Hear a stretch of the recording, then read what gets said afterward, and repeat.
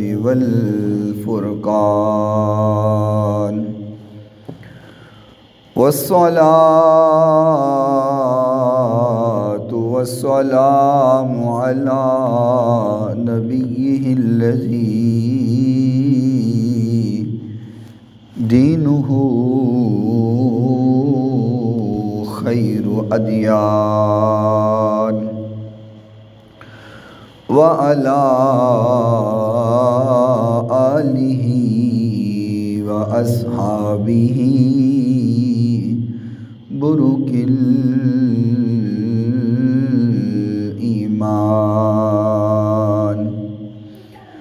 ونشهد أن لا إله إلا الله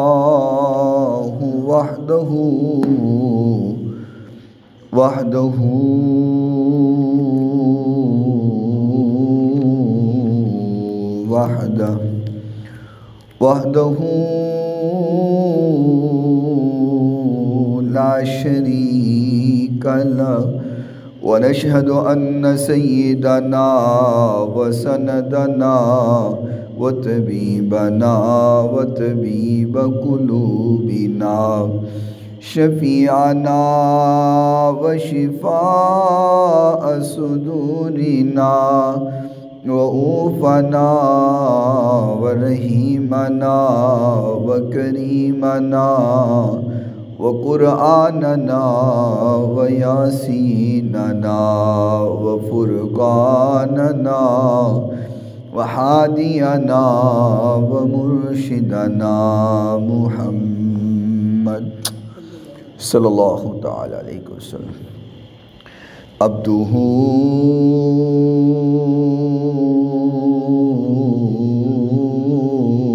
ورسولہ اما بعد فاعوذ باللہ من الشیطان الرجیم بسم اللہ الرحمن الرحیم ما يلفظ من قول إلا لديه رقيب عتيد صدق الله مولانا العظيم وصدق رسوله النبي الكريم الأمين الرؤوف الرحيم إن الله وملائكته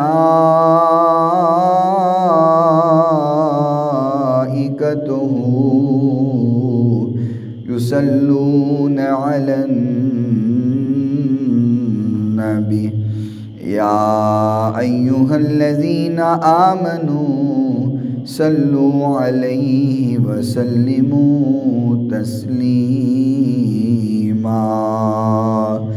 الصلاة والسلام عليك يا سيدي يا رسول الله الصلاة والسلام عليك يا سيدي يا حبيب الله الصلاة والسلام عليك يا سيدي يا رحمة للعالمين وعلى آلك وأصحابك يا سيدي يا شفيع المذنبين مولاي صل وسلم دائما أبدا على حبيبك خير الخلق كلهم محمد سيد الكونين والثقلين والفريقين من عرب ومن عجم نہ طلب ہی دے نہ جنوں ہی دے یہ ہوس نہ دے وہ ہوا نہ دے شہ انبیاء پر فدا ہوں میں، کوئی اور درد مجھے خدا نہ دے۔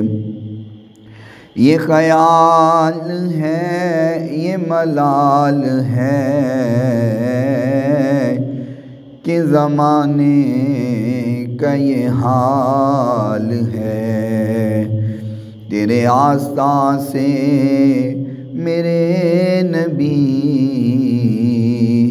کوئی آ کے مجھے اٹھا نہ دے۔ جو طلب ہے تجھ کو زباں پر لا، در مصطفیٰ پر کمی ہے کیا، اسی در سے اپنی مراد لے، کسی اور در پر صدا نہ دے۔ ملتا ہے کیا مدینے میں، ایک بار جا کے دیکھ، کرتے ہیں وہ مال مال، دامن بچھا کے دیکھ، ان کی گلی میں مانگتے پھرتے ہیں تاجدار، تو بھی اسی کریم کے منگتوں میں آ کے دیکھ، خیرات دے کے خود کہتے ہیں منگتے کی خیر ہو، خیرات دے کے خود کہتے ہیں منگتے کی خیر ہو، بن مانگے خیر ملتی ہے جا آزما کے دیکھ، تیرے غریب خانہ پر وہ آئیں گے ضرور، گر گر رسول پاک کی محفل سجا کے دیکھ، دھل جائیں گے گناہ تیرے ہو جائے گا کرم، دھل جائیں گے گناہ تیرے ہو جائے گا کرم، تو بھی نبی کی یاد میں آنسو بہا کے دیکھ۔ کوئی عبادت کے لائق نہیں سوائے اللہ تعالیٰ کے، جو اللہ تعالیٰ نے چاہا ہمیشہ وہی ہو کے رہا اور وہی ہو کے رہے گا۔ ریت کے ذرات سے زیادہ، پانی کے قطرات سے زیادہ، درختوں کے پتوں سے زیادہ، درود لامحدود آقائے نامدار، پیکر حسن و جمال، صاحب شرف و کمال، پوری کائنات کے سردار حضرت سیدہ آمنہ کے لال، شمع کے ویر، رب کے حبیب، جگ کے حبیب، حضرت محمد الرسول اللہ صلی اللہ تعالی علیہ وآلہ وصحبہ وسلم کی ذات گرامی کے لیے، آپ کی پاکیزہ آل کے لیے، آپ کے اصحاب کے لیے، اور صبح قیامت تک آپ سے عشق کرنے والوں، پیار کرنے والوں، محبت کرنے والوں پہ اللہ تعالیٰ اپنی کروڑوں اربوں کھربوں رحمتوں اور برکتوں کا نزول فرمائے۔ اور آج کے اس مختصر وقت میں جس بات کو آپ حضرات کے سامنے گوش گزار کیا جائے، بیان کرنے کے بعد اللہ رب رحمان سب سے پہلے مجھے اور سننے کے بعد آپ تمام سامعین کو عمل پیرا ہونے کی توفیق عطا فرمائے۔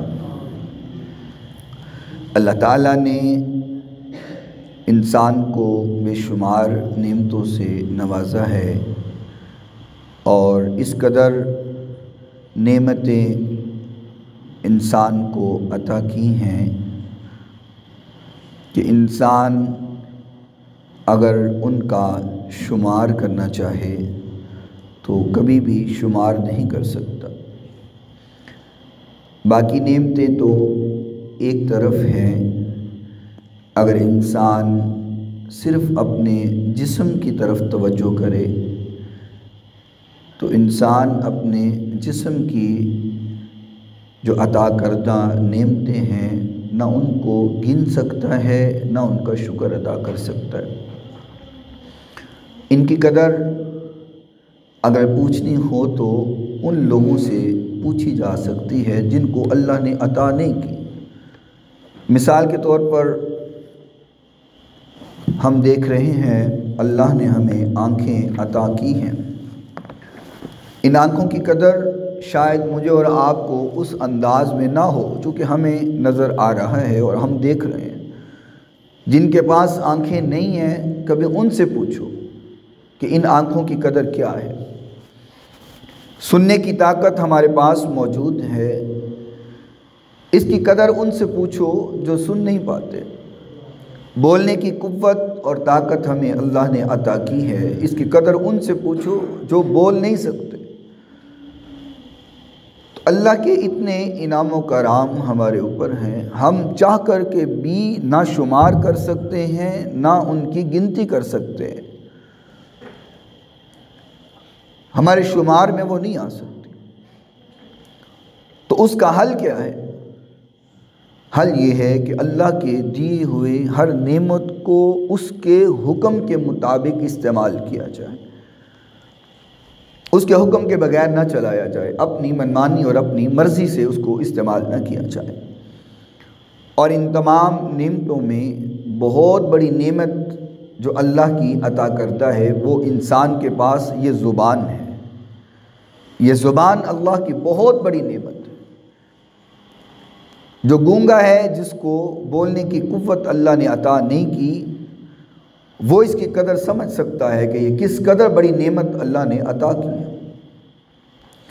اور یہ زبان ہے کہ اگر اس کا استعمال ٹھیک کیا جائے تو انسان زمانے کے اندر وقار پاتا ہے، عزت پاتا ہے، اور یہی زبان ہے اگر اس کا استعمال غلط کیا جائے تو انسان زمانے میں ذلیل و خوار ہو جاتا ہے۔ صرف ایک یہ زبان کی وجہ سے، عزت بھی زبان کی وجہ سے ہے اور ذلت اور رسوائی بھی اس زبان کی وجہ سے۔ زمانے کے اندر انسان کو اس کے کردار کی وجہ سے یاد رکھا جاتا ہے۔ بندہ مر بھی جائے تو اس کا کردار اس کو زندہ رکھتا ہے۔ جس انسان کا کوئی کردار نہیں اس کو کوئی جانتا نہیں، وہ مر گیا تو اس کا نام بھی ختم ہو جاتا ہے۔ جس کا کردار ہے اس کو اس کے کردار کی وجہ سے یاد کیا جاتا ہے۔ مثال کے طور پر اگر انسان کا کردار بہت اچھا ہے اور اس نے لوگوں کے اندر اٹھنا بیٹھنا اچھا گزارا ہے، اس کے الفاظ، اس کی گفتگو گفتار اچھی تھی، تو مرنے کے بعد بھی لوگ اس کو یاد کرتے ہیں، ہاں فلاں بندہ بڑا سونا بولتا سی، ان دا میل ملاپ بہت سونا سی، لوگاں نال اٹھنا بیٹھنا، لوگاں دے نال تعلق ہوندا بہت اچھا سی۔ مرنے کے بعد بھی اس کا کردار اس کو اگر اچھا ہے تو اچھے لفظوں میں زندہ رکھے گا، اور اگر اس کا کردار برا ہے، لوگوں کے ساتھ ملنا ملانا ملاپ اس کا اچھا نہیں، تو مرنے کے بعد اس کا کردار برے لفظوں میں اس کو زندہ رکھے گا، لیکن کردار ہمیشہ زندہ رہتا ہے، بندہ مر بھی جائے۔ وہ کسی پنجابی شاعر نے کہا ہے کہ دنیا وچ بندیا رکھ ایسا بین کھلون، دنیا وچ بندیا رکھ ایسا بین کھلون، زندہ ہوویں تے ہسن سارے مگروں تیرے رون۔ ایسی زندگی بندہ گزار کے جائے نا، ایسا کردار انسان چھوڑ کر جائے کہ جب لوگ اس کو یاد کریں تو آنکھوں میں آنسو آ جائے اور آنسو آنکھوں میں لا کر کے کہیں کہ ہاں بندہ بہت اچھا تھا، بڑا اچھا بولا کرتا تھا، بڑی اچھی گفتگو کیا کرتا تھا۔ تو یہ زبان انسان کا کردار بناتی ہے اور کردار انسان کو ہمیشہ زندہ رکھتا ہے۔ اور حضور نبی کریم صلی اللہ علیہ وسلم نے فرمایا، امام بخاری رحمۃ اللہ علیہ نے صحیح بخاری شریف میں اس حدیث کو نقل کیا ہے، اور صحیح بخاری شریف کی یہ حدیث نمبر 6474 ہے، 6474۔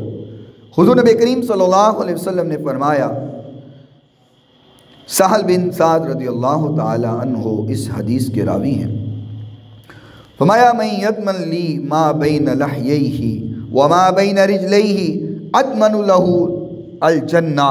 محبوب کائنات علیہ السلام نے فرمایا، لوگو تمہاری یہ دو ہونٹوں کے درمیان جو ایک زبان ہے اور دو ٹانگوں کے درمیان ایک شرمگاہ ہے، فرمایا ان دو چیزوں کی مجھے ضمانت تم دے دو، جنت کی ضمانت تمہیں میں دے دیتا ہوں۔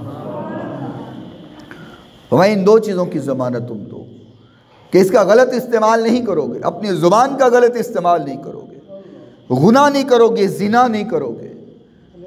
فرمایا ان دو چیزوں کی ضمانت تم دو اور جنت کی ضمانت مجھ محمد سے لے لو صلی اللہ علیہ وسلم۔ تو آج انہی دو چیزوں کی وجہ سے انسان گمراہ ہوتا ہے، ذلیل ہوتا ہے، زمانے کے اندر اس کی ذلت اور رسوائی کا یہ سبب بنتے ہیں۔ اور میرے محبوب نے 1450 سال پہلے کہہ دیا کہ ضمانت دینا تمہارا کام ہے، جنت کی ضمانت میں محمد تمہیں دے رہا ہوں۔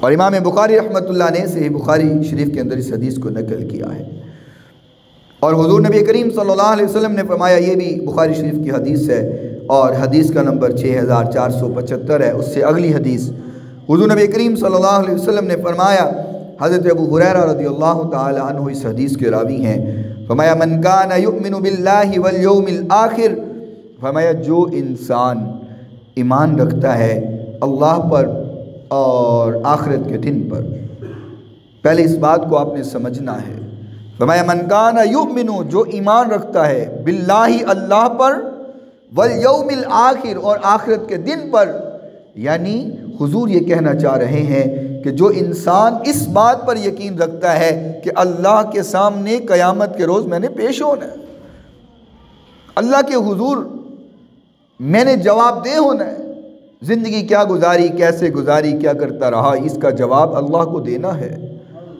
فرمایا جو ایمان رکھتا ہے اللہ پر اور آخرت کے دن پر، فَلْيَقُلْ خَيْرًا، وہ جب بھی بات کرے اچھی بات کیا کرے، جب بھی کلام کرے تو اچھا کلام کیا کرے، اَوْ لِيَسْمُتْ ورنہ چپ رہا کرے، اچھی بات کرے وگرنہ چپ رہے، اگر اچھا نہیں بول سکتا تو چپ رہے۔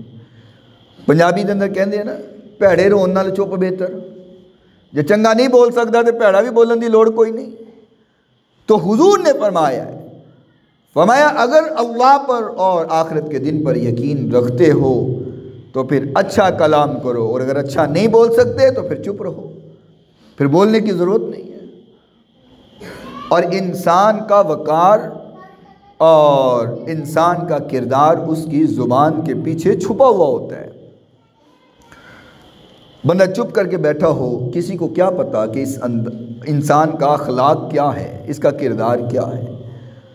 وہ جیسے ہی بولتا ہے تو اس کے الفاظ اس کے کردار کی ترجمانی کرتے ہیں، اس کا اخلاق کیا ہے، اس کا کردار کیا ہے، اس کی زندگی گزارنے کا طریقہ کار کیا ہے، اس کے الفاظ اس کو دنیا کے سامنے لے کر کے آتے ہیں۔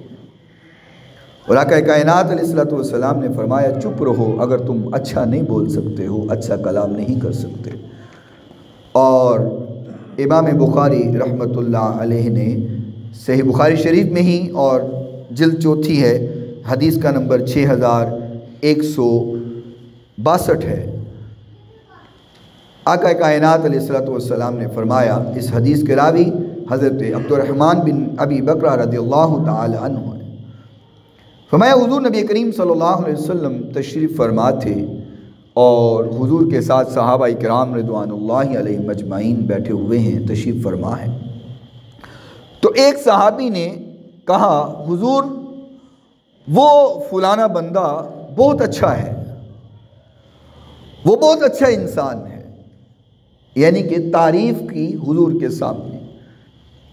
تو آقا کائنات علیہ الصلوۃ والسلام نے فرمایا وَيْلَكَ قَطَعْتَ عُنُقَ أَخِيكَ، فرمایا تم نے تو اپنے بھائی کی گردن کو کاٹ دیا۔ یہ بات سمجھنا، یہ بڑی اہم بات ہے۔ صحابی نے تعریف کی ہے، حضور وہ فلاں بندہ بہت اچھا ہے، تو آقا نے فرمایا تم نے تو اپنے بھائی کا گلا کاٹ دیا۔ فرمایا حضور بات سمجھ نہیں پائے۔ آقا نے فرمایا کہ تم کسی کی گواہی کیسے دے سکتے ہو کہ وہ اچھا ہے کہ برا ہے؟ کسی کے بارے میں کیسے کہہ سکتے ہو کہ وہ اچھا ہے یا برا ہے؟ ہو سکتا ہے وہ تمہارے سامنے اچھا ہو لیکن وہ اچھا نہ ہو، کوئی شخص ہو سکتا ہے تمہارے سامنے برا ہو لیکن وہ حقیقت میں برا نہ ہو۔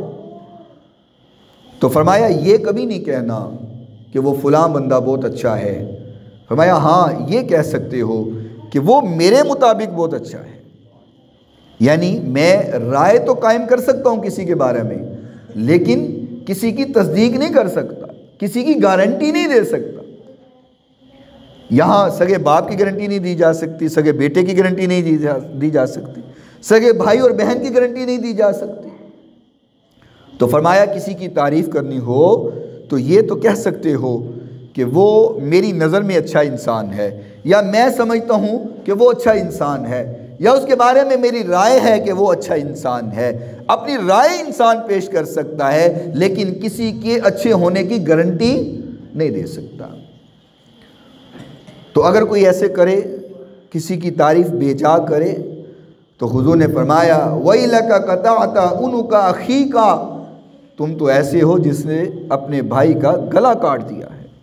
بے جا تعریف کرنا یعنی اس کو پنجابی کہتے ہیں نا اندی اوقات تو ود کے اندی گل کر دینا، یہ معنی پنجابی میں ہے جو حضور نے بات کی ہے کہ کسی دی اوقات تو ود کے اندی گل کرنا۔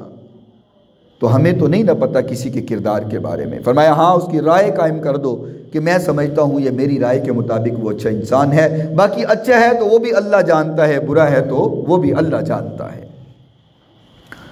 تو میں عرض کر رہا ہوں کہ انسان کی زبان اس کا کردار بناتی ہے اور اس کا کردار واضح کر کے سامنے لوگوں کے لے کے آتی ہے، اس کے کردار کی ترجمانی اس کی زبان ہوتی ہے۔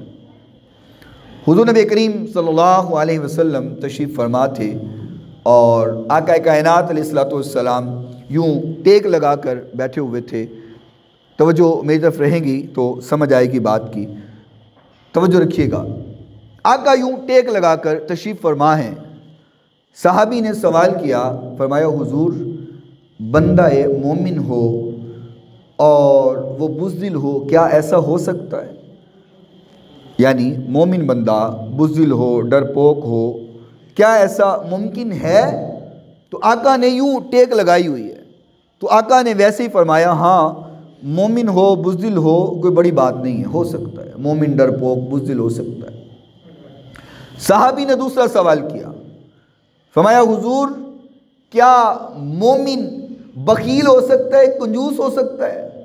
تو آقا نے یوں ٹیک لگائی ہوئی ہے اور ٹیک لگائے لگائے آقا نے فرمایا ہاں مومن بخیل ہو سکتا ہے، کنجوس ہو سکتا ہے، یہ کوئی بڑی بات نہیں ہے۔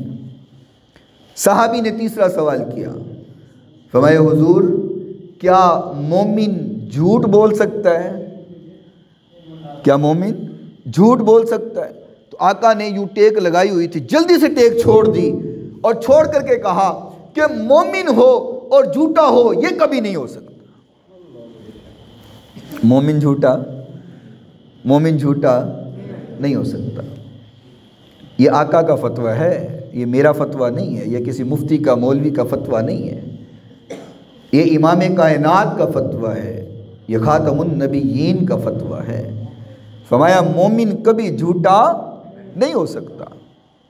اور اگر اس کی اپوزٹ دیکھا جائے، اگر مومن جھوٹا نہیں ہو سکتا تو جھوٹا پھر مومن؟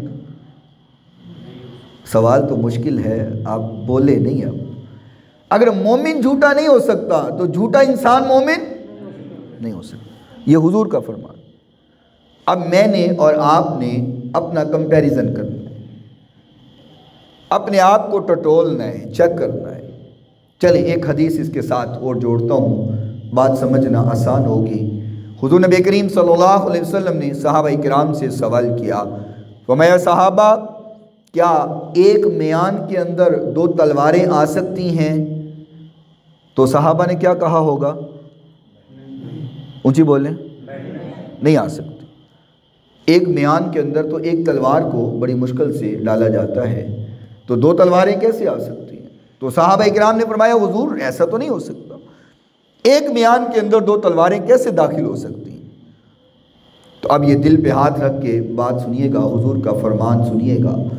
حضور نبی کریم صلی اللہ علیہ وسلم نے فرمایا صحابہ جس طریقے سے ایک میان میں دو تلواریں نہیں آ سکتی، فرمایا اسی طریقے سے ایک دل میں دو چیزیں نہیں آ سکتی۔ اگر دل میں ایمان ہے تو جھوٹ نہیں آ سکتا، اگر دل میں جھوٹ ہے تو ایمان نہیں آ سکتا۔ اب ہم جھوٹ بھی بولیں اور ایمان والے بھی ہوں، آقا کے فرمان کے مطابق تو یہ نہیں ہو سکتا۔ جھوٹا بھی انسان ہو اور ایمان والا بھی ہو، یہ نہیں ہو سکتا، چونکہ حضور نے کہہ دیا ہے 100 گز لمبا رسہ تے سرے تے گنڈ، آقا کا فرمان آ گیا ہے، اب اس میں کوئی دوسری رائے نہیں آ سکتی۔ تو ہمارے ہاں تو یہ سمجھا جاتا ہے کہ جو ڈپلومیٹک بات کرتا ہے نا، اصل میں بزنس مین تو وہی ہوتا ہے، جو کھرے مال کو کھوٹا اور کھوٹے کو کھڑا کر کے بیچے، اصل میں بزنس مین تو وہ ہے۔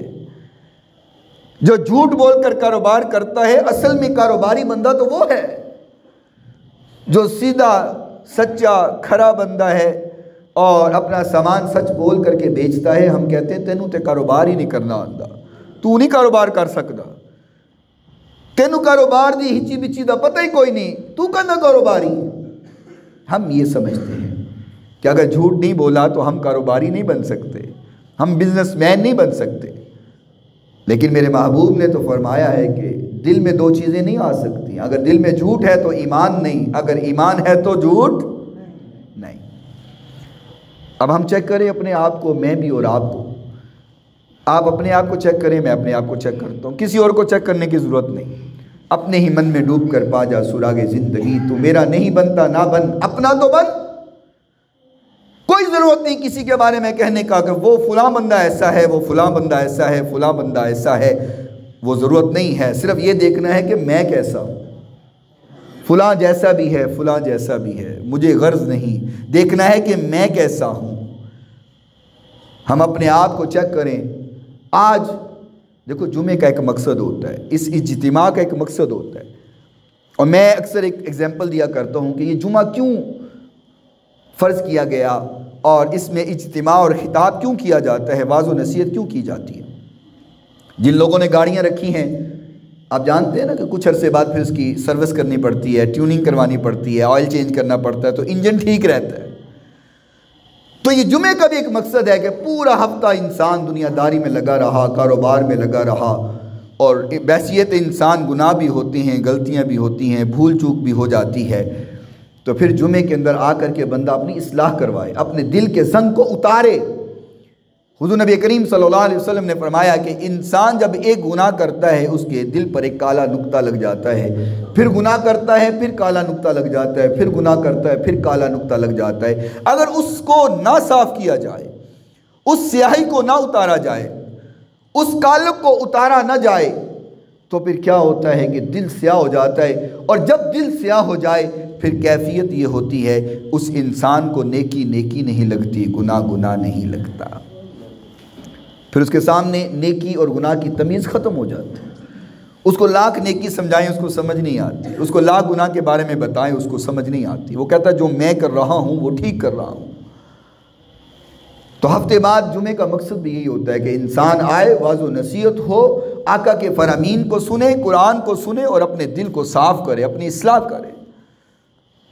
تو آج کے جمعہ میں صرف ایک فکر دینا چاہ رہا ہوں، میں اور آپ صرف ہم نے اپنے آپ کو یہ دیکھنا ہے، چیک کرنا ہے کہ ہمارے دل میں جھوٹ ہے یا سچ ہے۔ اگر سچ ہے تو ہم پکے ایمان والے ہیں، اور اگر جھوٹ ہے تو آقا کے فرمان کے مطابق ہم بے ایمان ہیں۔ میں نہیں کہہ رہا مطلب میرے تے فتویٰ لا دیو، یہ آقا کا فرمان کہہ رہا ہے۔ بعض دفعہ سمجھ میں بات کچھ اور آتی ہے اور ہم کہہ کچھ اور دیتے ہیں، تو اسی باہر جا کے کہو جی علامہ صاحب نے تو کیا ہے کہ تسی سارے بے ایمان ہو۔ اللہ رحم کرے، میں انج نہیں کہہ رہا، نہ میرا مقصد ہے، نہ میں کسی کو کہہ سکتا ہوں میں کسی کے بارے میں کچھ نہیں جانتا۔ ہاں پر میں اپنے بارے میں جانتا ہوں۔ کیوں جی؟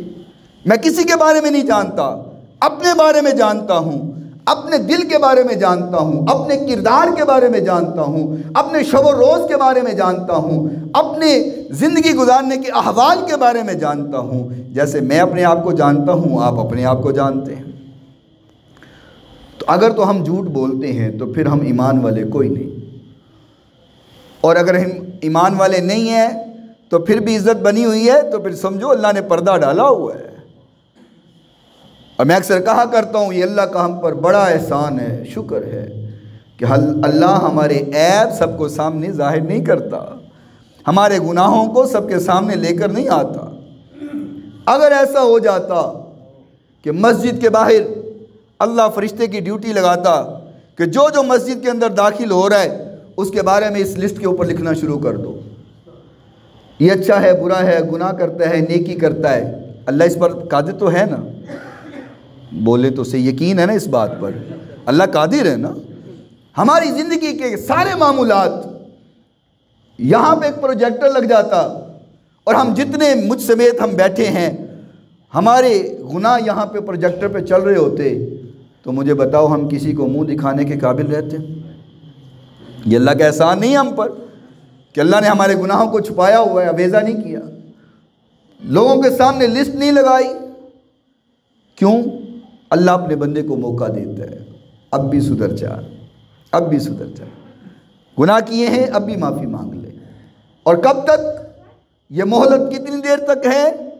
جب تک انسان کا سانس چل رہا ہے، جب تک زندگی کا دورہ چل رہا ہے اس وقت تک انسان کے پاس مہلت ہے کہ انسان اپنی اصلاح کر لے، توبہ کر لے، اپنے رب کو منا لے۔ تو عرض یہ کر رہا ہوں کہ حضور نبی کریم صلی اللہ علیہ وسلم نے فرمایا کہ ایک دل میں دو چیزیں نہیں آ سکتی، اگر دل میں ایمان ہے تو جھوٹ نہیں آ سکتا، اگر دل میں جھوٹ ہے تو بولو ایمان نہیں آ سکتا۔ اب ہم نے اپنے اپنے دل کو چیک کرنا ہے، اور اگر جھوٹ ہے تو ہم نے توبہ کرنی ہے کہ یا رب العالمین پیچھے جو ہو گیا سو ہو گیا، آئندہ نہیں بولیں گے۔ اور اگر ہم سچے ہیں تو پھر دعا یہ کرنی ہے کہ یا رب العالمین تا حیات مرتے دم تک ہمیں یوں سچا ہی رکھنا۔ اور جانتے ہیں کہ جب انسان جھوٹ بولتا ہے تو اس کا نقصان کیا ہوتا ہے؟ امام ترمذی رحمۃ اللہ علیہ نے جامعہ ترمذی کے اندر ایک حدیث کو نقل کیا ہے، اور حضور نبی کریم صلی اللہ علیہ وسلم کا یہ فرمان عالی شان ہے۔ جامعہ ترمذی کی حدیث نمبر 2616 ہے، اور حضرت معاذ بن جبل رضی اللہ تعالی عنہ اس کو بیان کر رہے ہیں۔ فرمایا میں حضور نبی کریم صلی اللہ علیہ وسلم کے ساتھ ایک سفر پر تھا، حضور کے ساتھ سفر کر رہا تھا، تو میں نے کہا یا رسول اللہ صلی اللہ علیہ وسلم۔ صحابی نے کیا کہا؟ یا نہیں اونچے بولے یا رسول اللہ، یعنی کہ صحابہ کا بھی وہی جملہ ہوا کرتا تھا جو آج سنیوں کا جملہ ہے۔ صحابہ یہی کہتے تھے یا نبی اللہ، یا رسول اللہ صلی اللہ تعالی علیہ وسلم۔ تو صحابی نے کہا، حضرت معاذ بن جبل رضی اللہ تعالی عنہ راوی ہیں، فرمایا یا رسول اللہ صلی اللہ تعالی علیہ وسلم اخبرنی بعمل یدخلنی الجنہ ویباعدنی عن النار۔ یا رسول اللہ صلی اللہ تعالی علیہ وسلم مجھے ایسی بات بتائیں، ایسا عمل بتائیں کہ میں جنت کا داخلہ لے لوں اور جہنم سے بچ جاؤں۔ جی بنتی ہے سبحان اللہ ویسے یہاں، حالانکہ صحابہ وہ ہیں جن کے بارے میں حضور نے کہہ دیا کہ جس نے ایمان کی حالت میں مجھے دیکھ لیا جہنم کی آگ ان پر حرام ہو گئی ہے۔ یہ حضور نے سرٹیفکیٹ دے دیا ہوا ہے، باوجود اس کے کہ صحابہ کرام کو سرٹیفکیٹ مل چکا ہوا ہے، لیکن فکر پھر صحابہ کو لاحق ہے۔ فرمایا حضور کوئی ایسا عمل بتائیں کہ میں جنت کا داخلہ لے لوں اور جہنم سے بچ جاؤں۔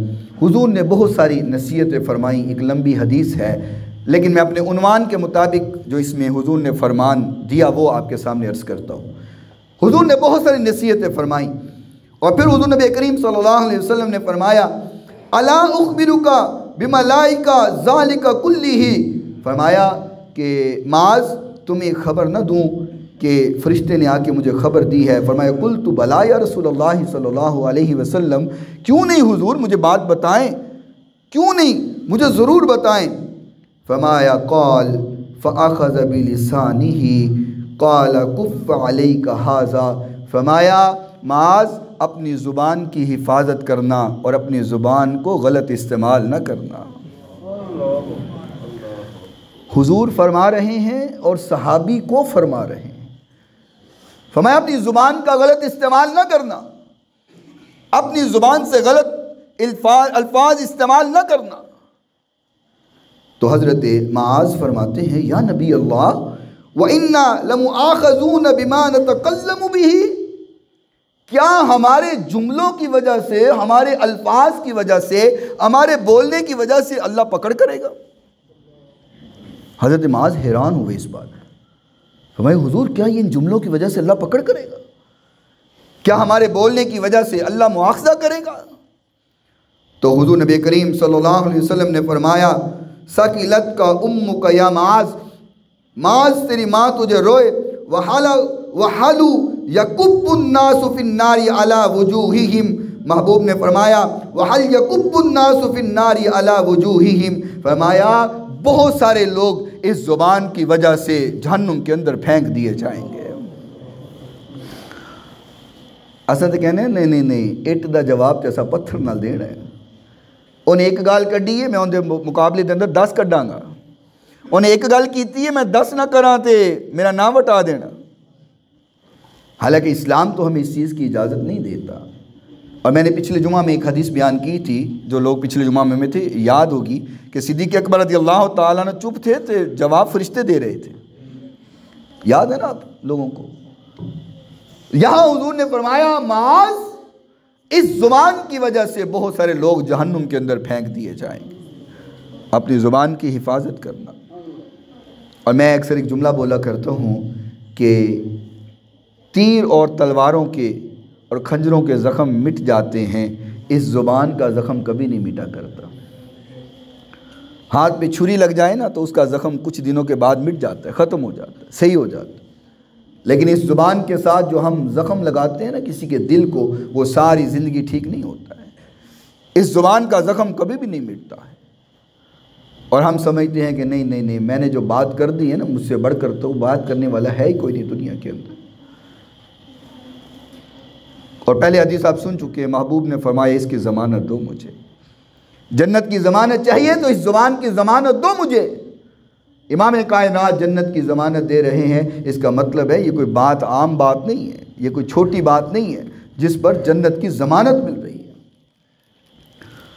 اور آقا کائنات علیہ السلام نے فرمایا، حضرت عبداللہ رضی اللہ تعالی عنہ فرماتے ہیں حضور نبی کریم صلی اللہ علیہ وسلم نے فرمایا کہ انسان کو اس کی جو سچائی ہے وہ نیکی تک لے کر آ جاتی ہے، اور جو اس کی نیکی ہے اس کو جنت کا داخلہ عطا کروا دیتی ہے۔ امام بخاری نے اس کو صحیح بخاری میں نقل کیا ہے، اور پہلی جلد کے اندر یہ حدیث موجود ہے۔ فرمایا کہ اس کی زبان، اس کی سچائی اس کو نیکی کی طرف لے کے آتی ہے، اور اس کی نیکی اس کو جنت کا داخلہ دلوا دیتی ہے، اور انسان کا جھوٹ اس کو برائی کی طرف لے کے جاتا ہے، اور برائی انسان کو جہنم کی طرف لے کر چلی جاتی ہے۔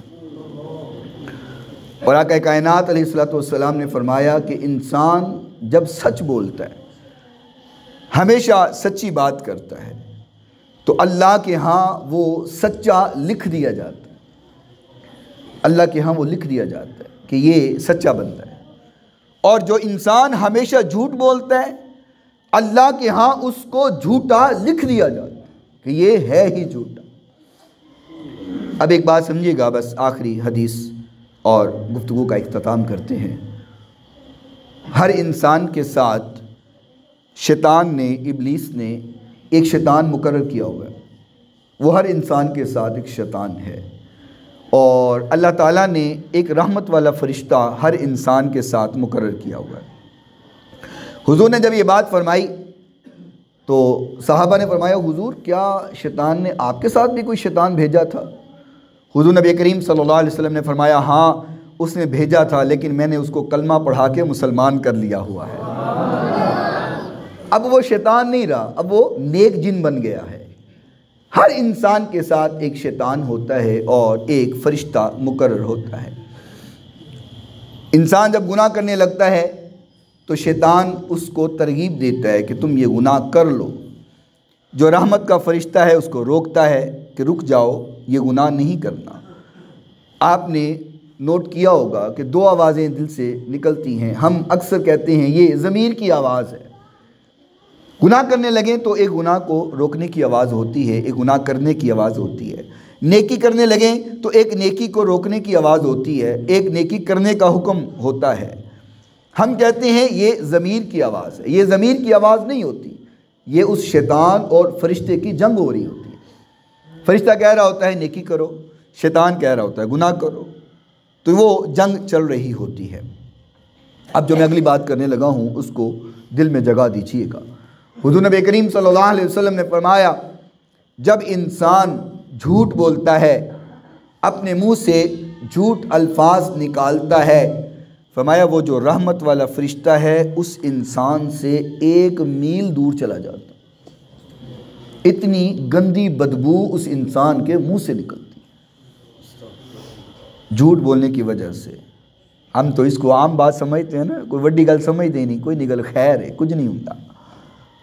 آقا نے فرمایا جھوٹ بولنے کی وجہ سے اتنی گندی بدبو اس کے منہ سے نکلتی ہے کہ رحمت والا فرشتہ اس سے 1 میل دور چلا جاتا ہے۔ جامع ترمذی میں یہ حدیث موجود ہے اور صحیح مسلم کے اندر یہ حدیث موجود ہے۔ اب ایک شیطان تھا اور رحمت کا فرشتہ تھا جو اس کی ضمیر کی آواز بن کر اس کو راغب کر رہے تھے، ترغیب دے رہے تھے۔ جب انسان نے جھوٹ بولا تو رحمت کا فرشتہ 1 میل دور چلا گیا، تو پاس پہ کون رہ گیا؟ بولے نا یار۔ تو اب جب رحمت کا فرشتہ ہے ہی نہیں، پاس شیطان ہے، تو شیطان جو مرضی کروائے آپ سے۔ بات سمجھیں؟ یہی وجہ ہے کہ جو انسان جس قدر جھوٹ بولتا ہے اس قدر وہ گناہوں کی دلدل میں دھنستا چلا جاتا ہے، کیونکہ اس کو اس گناہ سے روکنے والا فرشتہ تو پاس ہوتا ہی نہیں، وہ تو 1 میل دور جا چکا ہوتا ہے حضور کے فرمان کے مطابق۔ تو جب فرشتہ دور چلا گیا ہے گناہ سے روکنے والا، تو شیطان اکیلا رہ گیا۔ اب شیطان جیسے چاہے ہم سے گناہ کروائے، اس کو کون روک سکتا ہے؟ وہ ایک شخص حضور کے پاس تشریف لے کر کے آئے، فرمایا حضور کلمہ پڑھ کے مسلمان ہونا چاہتا ہوں، ایمان لے کر آنا چاہتا ہوں، گناہ بھی سارے کرتا ہوں، میں شراب بھی پیتا ہوں، میں چوری بھی کرتا ہوں، میں اور بھی گناہ کرتا ہوں، تو ایمان بھی لانا چاہتا ہوں، تو میں ایک گناہ چھوڑ دوں گا، باقی سارے کروں گا۔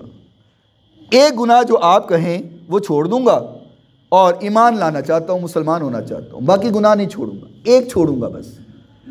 تو جس کو آپ کہیں، حضور نبی کریم صلی اللہ علیہ وسلم رحمت للعالمین ہیں اور آقا حکمتوں والے ہیں، آقا جانتے ہیں کہ اسے نیک کیسے بنانا ہے۔ حضور نے فرمایا ٹھیک ہے تم ایک گناہ چھوڑ دو۔ فرمایا حضور کون سا؟ فرمایا جھوٹ بولنا چھوڑ دو، باقی سارے گناہ کرو، تمہیں اجازت ہے، بس جھوٹ نہیں بولنا۔ تو انہوں نے کہا کہ ٹھیک ہے حضور، آپ سے وعدہ ہو گیا، میں جھوٹ نہیں بولوں گا، باقی گناہ کروں گا، یہ جھوٹ والا گناہ میں آئندہ نہیں کروں گا۔ تو اٹھ کے چلے گئے۔ اب لگے چوری کرنے، تو خیال آیا اگر پکڑا گیا اور حضور نے پوچھا چوری کی ہے تو جھوٹ بولا تو وعدہ خلافی ہو جائے گی، اور اگر کہا کی ہے تو پھر ہاتھ کٹ جائے گا، تو چوری چھوڑ دی۔ لگے پینے شراب، تو دل میں خیال آیا اگر حضور کو پتہ چل گیا، حضور نے پوچھا شراب پی ہے تو جھوٹ بولا تو وعدہ خلافی ہو جائے گی، سچ بولا تو حد لگ جائے گی، شراب بھی چھوڑ دی۔ زنا کے قریب ہونے لگے تو خیال آیا کہ اگر حضور نے پوچھ لیا زنا کیا ہے تو جھوٹ بولا تو وعدہ خلافی ہو جائے گی، سچ بولا تو کوڑے لگ جائیں گے۔ تو ہر گناہ کرتے ہوئے جب یہ خیال آیا تو آہستہ آہستہ سارے گناہ چھوٹ گئے۔ یہ محبوب کی حکمت ہے۔ تو اس کا مطلب ہے کہ اگر تب صرف جھوٹ چھوڑنے سے سارے گناہ چھوٹ سکتے ہیں تو آج بھی صرف جھوٹ کو چھوڑنے سے ہمارے سارے گناہ چھوٹ سکتے ہیں۔ اللہ تعالی ہمیں جھوٹ سے محفوظ فرمائے، زبان کا صحیح استعمال کرنے کی توفیق عطا فرمائے۔ وآخر دعوانا